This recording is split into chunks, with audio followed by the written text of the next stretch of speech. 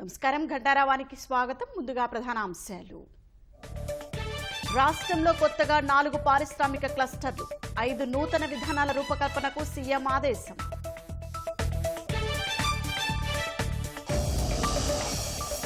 ఇసుక తవ్వకాల్లో ప్రభుత్వానికి 1025 కోట్ల బకాయిలు, మైనింగ్ శాఖ సమీక్షలో చంద్రబాబుకు అధికారుల నివేదన.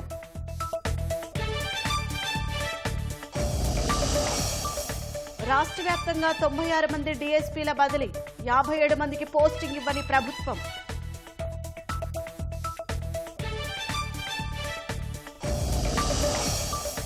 గోదావరి వరదతో కోనసీమ లంక రైతులకు తీవ్ర నష్టం, 6,000 ఎకరాలకు పైగా నీట మునిగిన ఉద్యాన పంటలు.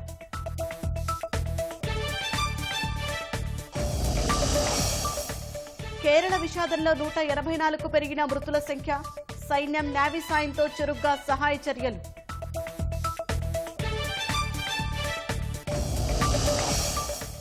ఒలింపిక్స్ టేబుల్ టెన్నిస్ లో ప్రీ క్వార్టర్స్ కు చేరిన ఆకుల శ్రీజ, ఈ ఘనత సాధించిన రెండో భారత క్రీడాకారిణిగా రికార్డు.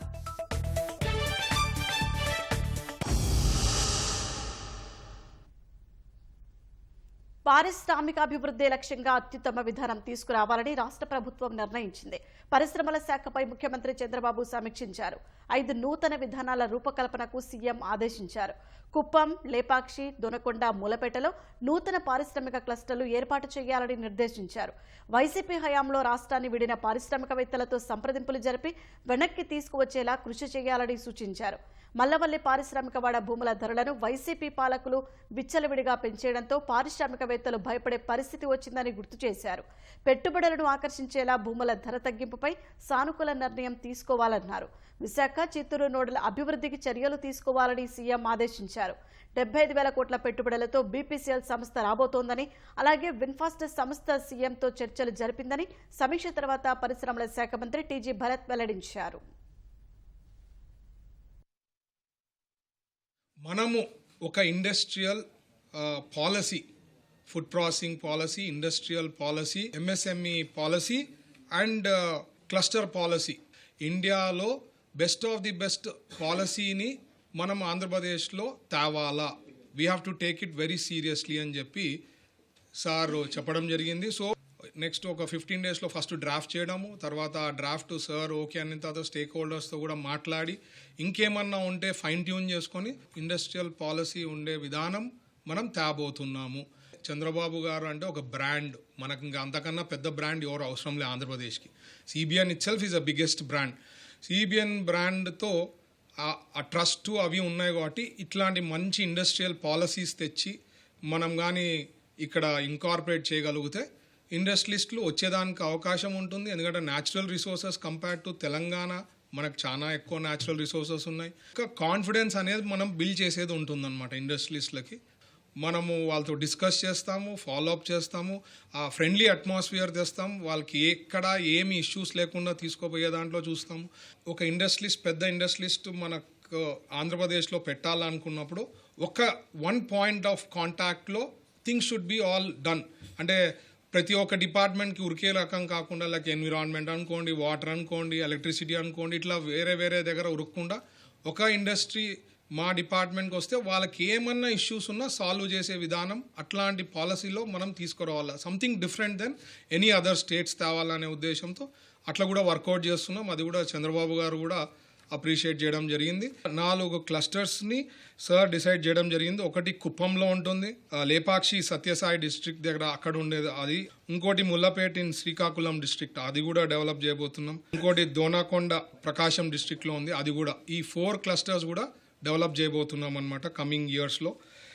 విశాఖపట్నం నోడ్ కింద ఉండేదో ఆ నోడ్ కింద దాదాపు 1,350 crores ఆ నోడ్ని అండ్ చిత్తూరు నోడ్ని కూడా డెవలప్ చేయబోతున్నాం అనమాట కమింగ్ 1 yearలో.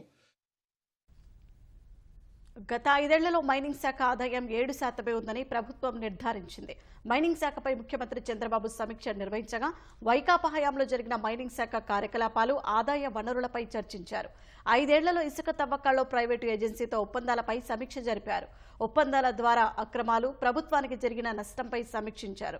ఇసుక తవ్వకాల్లో ప్రైవేటు ఏజెన్సీలు చెల్లింపులు చేయలేదన్న అధికారులు ప్రభుత్వానికి 1025 కోట్ల రూపాయలు చెల్లించలేదని తేల్చారు. అక్రమాలపై కేసులు నమోదు చేశామని సీఎంకు వివరించారు. మైనింగ్ శాఖలో అస్తవ్యస్త విధానాల వల్ల తలెత్తిన సమస్యలతో పాటు ఉచిత ఇసుక పాలసీ అమలు, వివిధ ప్రాంతాల ఇసుక లభ్యత, ధరలపైన సీఎం సమీక్షించారు. రవాణా ఖర్చుల వల్ల కొన్ని చోట్ల తక్కువ ధరకు ఇసుక దొరకని అంశంపై చర్చించారు. తవ్వకం, రవాణా ఖర్చుల భారం కాకుండా ఎలా వెళ్లాలనే అంశం చర్చకొచ్చింది. అవసరమున్న వారికి రీచ్ నుంచి నేరుగా ఇసుక తీసుకెళ్తే భారం ఉండదన్న సీఎం ఉచిత ఇసుక విధానానికి కట్టుబడి ఉన్నామని తెలిపారు. వినియోగదారులకు భారం కాకుండా చూడాలని ముఖ్యమంత్రి చంద్రబాబు ఆదేశించారు. వరుస బదిలీలతో పోలీసు వ్యవస్థను ప్రభుత్వం ప్రక్షాళన చేస్తోంది. ఇందులో భాగంగా రాష్ట్ర వ్యాప్తంగా 96 మంది డీఎస్పీలను ప్రభుత్వం బదిలీ చేసింది. 57 మంది డీఎస్పీలకు పోస్టింగ్ ఇవ్వకుండా పోలీస్ హెడ్ క్వార్టర్స్లో రిపోర్ట్ చేయాలని డీజీపీ ఆదేశించారు. ఈ మేరకు ఉత్తర్వులు జారీ చేశారు.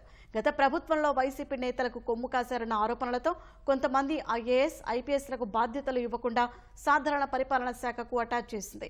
ఇప్పుడు డీఎస్పీల విషయంలోనూ అదే విధంగా వ్యవహరించింది. అత్యంత వివాదాస్పద అధికారులుగా పేరొందిన రాజంపేట డీఎస్పీ చైతన్య, తుళ్లూరు డీఎస్పీ అశోక్ గౌడను మంగళవారమే బదిలీ చేసిన ప్రభుత్వం ఎక్కడా పోస్టింగ్ ఇవ్వకుండా డీజీపీ కార్యాలయంలో రిపోర్ట్ చేయమని ఆదేశించింది.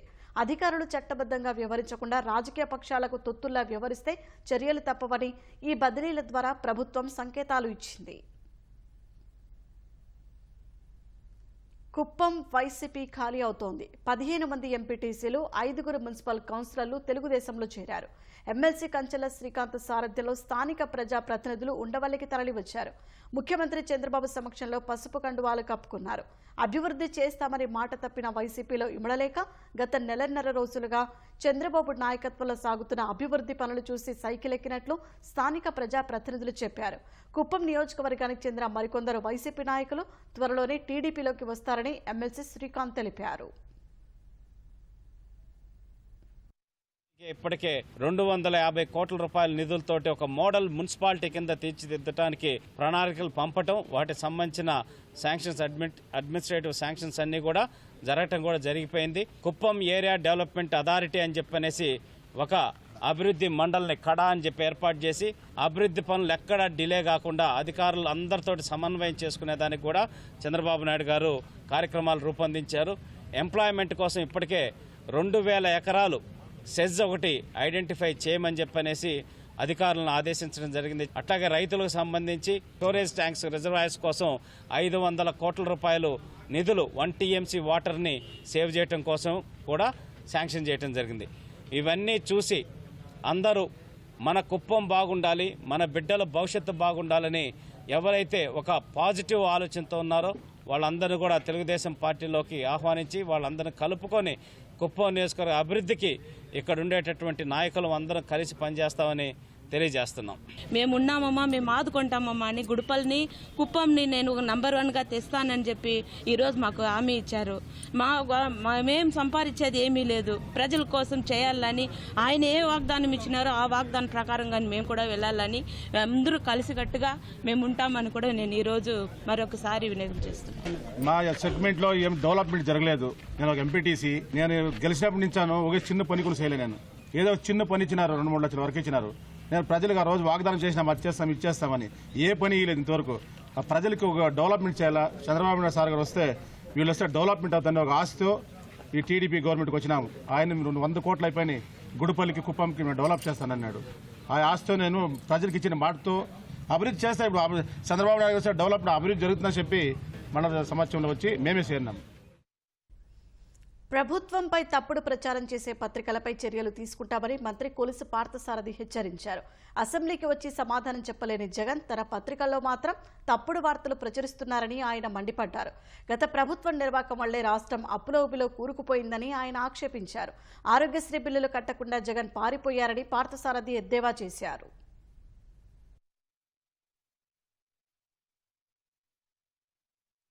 ఈ రాష్ట్రంలో ఆసుపత్రులు మేము ఆరోగ్యశ్రీ సేవల్ని అందించలేము అని చెప్పేసి సేవలను ఆపేసి ఒకసారి ఆలోచించమని చెప్పేసి మనం చేస్తాను.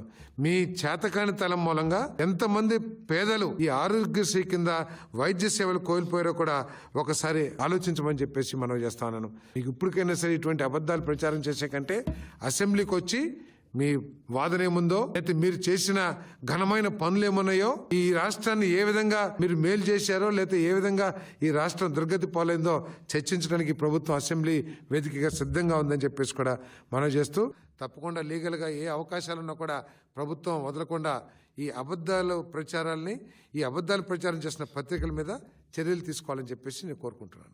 ప్రజలు తిరుగులేని తీర్పుతో ఈ ప్రభుత్వం మీద నమ్మకం ఉంచారో ఆ నమ్మకాన్ని నిలబెట్టుకోవడానికి మేమందరం కూడా ఆహర్నిశలు కష్టపడతామని చెప్పేసి మనం చేస్తాం. రాష్ట్ర సచివాలయానికి వచ్చిన డిప్యూటీ సీఎం పవన్ కళ్యాణ్ ముఖ్యమంత్రి చంద్రబాబుతో సమావేశమయ్యారు. మర్యాదపూర్వకంగా ఆయన సీఎంను కలిశారు. ఇవాళ ఏకాదశి కావడంతో మరమ్మతులు చేసిన తన ఛాంబర్లోకి వెళ్లిన పవన్ ముందుగా అటవీ శాఖ అధికారులతో సమీక్ష నిర్వహించారు. ఆ తర్వాత పంచాయతీరాజ్ అధికారులతో భేటీ అయ్యారు.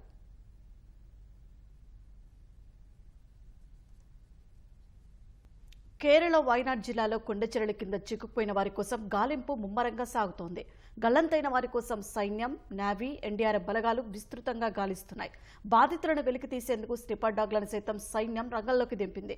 ఈ ఘటనలో మృతుల సంఖ్య 184కి పెరిగింది. మరో 200 మంది గాయపడగా 200 మంది గల్లంతయ్యారు. ప్రధాని నరేంద్ర మోదీ సహాయ చర్యలను పర్యవేక్షిస్తున్నట్లు కేంద్ర మంత్రి కురియన్ తెలిపారు. కేరళలోని వైనాడ్ జిల్లాలో భారీ వర్షాలకు కొండచర్యలు విరిగిపడ్డ దుర్ఘటనలో మృతుల సంఖ్య పెరుగుతోంది. 200 మంది గాయపడగా ఇంకా అనేక మంది ఆచూకీ తెలియడం లేదని కేరళ రెవెన్యూ శాఖ వర్గాలు ప్రకటించాయి. 5592 మందిని కొండచర్యల నుంచి రక్షించారు. పిల్లలు, గర్భిణీలు సహా మరో 8017 మందిని 82 సహాయ శిబిరాలకు తరలించారని కేరళ ముఖ్యమంత్రి విజయన్ తెలిపారు. మట్టి, బురద కింద అనేక మంది చిక్కుకొని ఉంటారని భావిస్తున్న సహాయ బృందాలు వారి కోసం ముమ్మరంగా వెతుకుతున్నాయి. ముండకాయ్, చూరాల్మాలా ప్రాంతం 300 ఇళ్లు ధ్వంసమయ్యాయని అధికార వర్గాలు వెల్లడించాయి. కొండచర్యలు భారీగా దొర్లిపడటంతో ముండకాయ్ జంక్షన్, చూరల్మాలా పట్టణాలు మరుభూమిలా మారిపోయాయి. అనేక దుకాణాలు, కాంక్రీటు నిర్మాణాలతో ఉండే 2 పట్టణాలు ఇప్పుడు నామరూపాలు లేకుండా నాశనమయ్యాయి.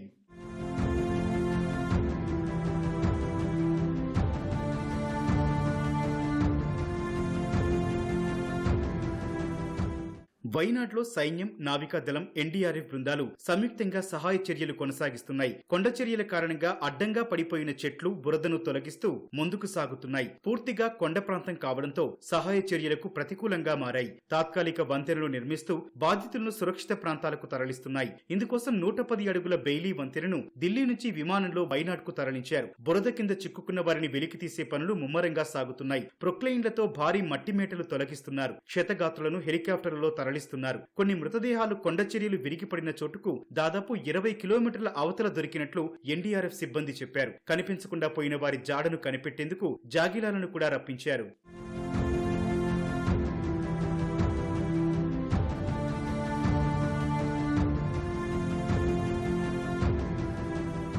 కేరళ ప్రభుత్వం విజ్ఞప్తితో సదరన్ నావల్ కమాండ్ కూడా సహాయ చర్యల కోసం 68 మందితో కూడిన బృందాన్ని పంపింది. వివిధ పరికరాలతో, వైద్యులతో కూడిన బృందం ఘటనా స్థలికి చేరుకుని సహాయ చర్యల్లో పాల్గొంది. కోస్ట్ గార్డు సైతం సహాయ చర్యలకు సాయం అందిస్తోంది. సహాయ శిబిరాల్లో తలదాచుకున్న బాధితులను కేంద్ర మంత్రి జార్జ్ కురియన్ సహా వివిధ పార్టీల నాయకులు, అధికారులు పరామర్శించారు. సహాయ చర్యలను ప్రధానమంత్రి నరేంద్ర మోదీ పర్యవేక్షిస్తున్నట్లు కేంద్ర మంత్రి కురియన్ వెల్లడించారు.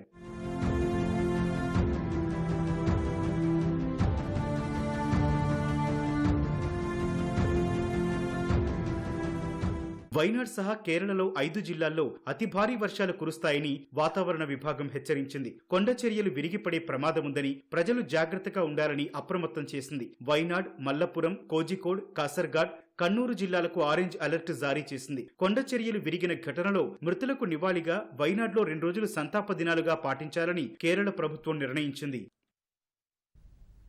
వైనాడ్లో ప్రకృతి విపత్తుపై జూలై 23నే కేరళను హెచ్చరించినట్లు కేంద్ర హోంమంత్రి అమిత్ షా రాజ్యసభలో వెల్లడించారు. భారీ వర్షాల నేపథ్యంలో 9 ఎన్డీఆర్ఎఫ్ బృందాలను పంపినట్లు తెలిపారు. ఎన్డీఆర్ఎఫ్ బెటాలియన్లు రాష్ట్రానికి వచ్చినా కూడా కేంద్ర ప్రభుత్వ హెచ్చరికలను కేరళ ప్రభుత్వం పట్టించుకోలేదని అమిత్ షా చెప్పారు. కేరళ ప్రభుత్వం ప్రజలకు కేంద్ర ప్రభుత్వం పూర్తి స్థాయిలో అండగా నిలుస్తుందని అమిత్ షా రాజ్యసభకు హామీ ఇచ్చారు. అన్ని రకాలుగా సాయం చేస్తామన్నారు. కేంద్ర ప్రభుత్వ ముందస్తు హెచ్చరిక వ్యవస్థపై విమర్శలను ఆయన తప్పుపట్టారు. ఈ వ్యవస్థను ఉపయోగించుకుని ఒడిశా, గుజరాత్ వంటి రాష్ట్రాలు విపత్తు నష్టాన్ని తగ్గించుకోగలిగాయని చెప్పారు. और इस अर्ली वार्निंग सिस्टम के तहत मैं आज सदन को बताना चाहता हूं, 23 तारीख को ही मेरे ही अनुमोदन से 9 एनडीआरएफ की टीमें केरल के लिए रवाना हो गई थी कि वहां लैंडस्लाइड आ सकता है। भारत सरकार ने 9 एनडीआरएफ की टीमें विमान से वहां भेजी। मैं पूछ सकता हूं मान्यवर, इतना मुझे पूछते हैं सारे लोग, केरल सरकार ने क्या किया? अनधिकृत लोग रह रहे थे, नहीं रह रहे थे, मगर वल्नरेबल सिचुएशन तो थी। इनको शिफ्ट किया गया क्या?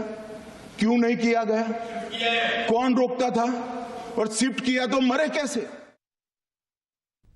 గోదావరి ఉగ్రరూపం కోనసీమ లంకలకు శాపంగా మారింది. కొన్ని రోజులుగా భారీ వరదతో నీటిలో నానుతున్న లంక గ్రామాలు ఇప్పుడిప్పుడే కాస్త ఊపిరి పీల్చుకుంటున్నాయి. పంటలు నీటిలో నానిపోవడంతో పూర్తిగా నష్టపోయామని రైతులు ఆవేదన వ్యక్తం చేస్తున్నారు. గోదావరి వరద ప్రవాహం క్రమంగా తగ్గుతోంది. ధవళేశ్వరం నుంచి 10 లక్షల క్యూసెక్కులకు పైగా నీటిని సముద్రంలోకి వదులుతున్నారు. ధవళేశ్వరం వద్ద మొదటి ప్రమాద హెచ్చరిక కొనసాగుతోంది. గోదావరి వరదతో ఉక్కిరిబిక్కిరైన కోనసీమలోని లంక గ్రామాలు క్రమంగా ముంపు నుంచి బయటపడుతున్నాయి. లోతట్టు ప్రాంతాలు ఇంకా జల దిగ్బంధంలోనే ఉన్నాయి. 6,000 ఎకరాలకు పైగా ఉద్యాన పంటలు, 4,000 ఎకరాల వరి పంట నీట మునిగింది.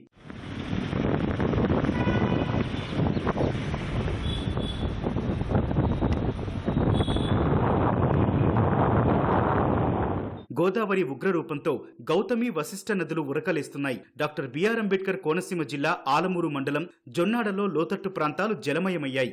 ఏటిగట్టు వద్ద ఉన్న వినాయక స్వామి, వెంకటేశ్వర స్వామి, సీతారామచంద్ర స్వామి ఆలయాలు నీటిలో నానుతున్నాయి. ముమ్మిడివరం నియోజకవర్గం పరిధిలోని వరద ప్రభావిత ప్రాంతాల్లో స్థానిక ఎమ్మెల్యే దాట్ల బుచ్చిబాబు పర్యటించారు. టానీ లంక, కూనా లంక, గురజాపు లంక, కొమరగిరి లంకలను పరిశీలించిన ఎమ్మెల్యే బియ్యం, నిత్యావసర సరుకులు అందించారు. ఇళ్లలోకి నీరు వచ్చిన వారికి 3,000 రూపాయల ఆర్థిక సాయం చేశారు. పంట నష్టం గురించి ఆరా తీసి నష్టపోయిన రైతులందరినీ ఆదుకుంటామని హామీ ఇచ్చారు. ఈ లంకలో ఉన్న పంటలన్నీ కూడా ఏదైతే హార్టికల్చర్ పంటలు ఉన్నాయో, కూరగాయ తోటలు గానీ, మొక్కజొన్న గానీ అన్ని కూడా పూర్తిగా పాడైపోతున్నాయి. ఇవన్నీ కూడా ప్రభుత్వం దృష్టికి తీసుకెళ్లి వారి రైతులందరూ కూడా ఆదుకుంటారు. పరిచయాల్లో కూడా పొడిచేసి మన నియోజకవర్గంలో చేలన్నీ కూడా తొలకరి పంట 10 సంవత్సరాలు పాడవుతుంది. అది కూడా ప్రభుత్వం దృష్టికి తీసుకెళ్లి నదీ పాతానికి గురై లంక గ్రామాలన్నీ చాలా మటుగా హౌసింగ్ లో ఇండ్లు, లంక భూములు అన్ని కూడా కొట్టుకోవడం జరుగుతుంది. ఆ రోజు 16-17లో మరి శాంక్షన్ పెడితే 19-20లో శాంక్షన్ వచ్చింది కానీ ఇప్పుడు దాకా ఎటువంటి పనులు పూర్తి చేయలేదు. గతంలో జగన్మోహన్ రెడ్డి గారు ఇదే లంక గ్రామానికి వచ్చి మరి ఒక వారం రోజుల్లోనే వర్క్ స్టార్ట్ చేస్తారని చెప్పి సుమారు సంవత్సరం అయింది. ఎటువంటి నిధులు ఇవ్వలేదు, ఎటువంటి వర్క్ కూడా శాంక్షన్ లేకుండా తప్పుడు ప్రచారాలు చేశారు తప్ప ఎక్కడ కూడా ఎటువంటి ఎస్టిమేట్ లేదు. మొన్న నేను అడ్వర్సర్లు పిలిచి ఇక్కడ జగన్మోహన్ రెడ్డి గారు 150 కోట్లు వర్క్ పెట్టారన్నారు. అక్కడైనా వర్క్ శాంక్షన్ అయిందా, టెండర్ పిలిచారంట, కనీసం ఎస్టిమేట్ కూడా వేయకుండా ఆ రోజు ప్రజలందరినీ కూడా మాయమాటలు చెప్పి వెళ్ళారు. కొన్ని రోజులుగా కోనసీమ లంకలను వరద ముంచెత్తడంతో విషసర్పాలు జనావాసాల్లోకి వస్తున్నాయి. అంబాజీపేట మార్కెట్ యార్డు సమీపంలో భారీ కొండ చిలువ రహదారిపైకొచ్చింది. స్థానికులు భయాందోళనతో పరుగులు తీశారు. శ్రీశైలం జలాశయం 8 గేట్లు ఎత్తి నీటిని విడుదల చేస్తున్నారు. ఎగువ ప్రాంతాల నుంచి శ్రీశైలానికి వరద ప్రవాహం క్రమంగా తగ్గుముఖం పడుతుంది. జూరాల, సుంకేశ్వర నుంచి శ్రీశైలానికి 2,90,000 క్యూసెక్కుల వరద నీరు వస్తోంది. జలాశయం స్పిల్వే ద్వారా 2,23,000 క్యూసెక్కుల నీటిని విడుదల చేస్తున్నారు. జలాశయం గరిష్ట స్థాయి నీటి మట్టం 885 అడుగులు కాగా ప్రస్తుతం 884 అడుగులుగా ఉంది. శ్రీశైలం జలాశయం పూర్తిస్థాయి నీటి నిల్వ 215 టీఎంసీలు కాగా ప్రస్తుతం 212 టీఎంసీలుగా నమోదైంది. శ్రీశైలం కుడి, ఎడమ విద్యుత్ కేంద్రాలు ముమ్మరంగా విద్యుదుత్పత్తి చేస్తున్నాయి. విద్యుదుత్పత్తి చేసి 60,232 క్యూసెక్కుల నీటిని నాగార్జున సాగర్ కు విడుదల చేస్తున్నారు. వైసీపీ ప్రభుత్వం గత 5 ఏళ్లలో ఏమాత్రం అభివృద్ధి చేయకపోవడంతో ఏపీ పూర్తిగా నష్టపోయిందని బాపట్ల ఎంపీ తెన్నేటి కృష్ణప్రసాద్ అన్నారు. ఇప్పుడు కేంద్రం కేటాయించిన బడ్జెట్ రాష్ట్రానికి కొత్త ఊపిరి ఇచ్చిందని లోక్సభలో తెలిపారు. విశాఖలో ప్రతిపాదించిన దక్షిణ కోస్తా రైల్వే జోన్ని వీలైనంత త్వరగా పూర్తి చేయాలని రైల్వే మంత్రిని కోరారు. కోవిడ్కు ముందు బాపట్ల, చీరాల రైల్వే స్టేషన్లలో ఆగే అనేక సూపర్ ఫాస్ట్ ఎక్స్ప్రెస్లను పూర్తిగా నిలిపివేశారని తెలిపారు. ఆ సర్వీసులు పునరుద్ధరించాలని కోరారు.